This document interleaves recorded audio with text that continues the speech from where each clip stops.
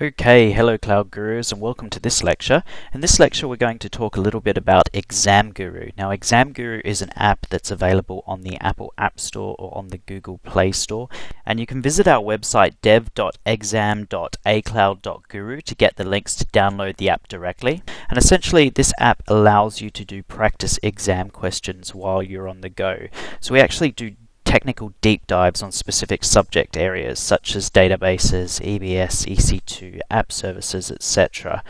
The app does work offline, so you don't need an internet connection in order to use the app, so it's great if you're commuting to work and you don't get a signal in the subway or on the tube. And it also comes with practice exam modes, so you can do an 80-minute exam just like the real exam, or you can do short 15-minute mini exams. The app also remembers your score, so you can keep practicing and get a higher and higher score each and every time until you think you're ready to pass the exam.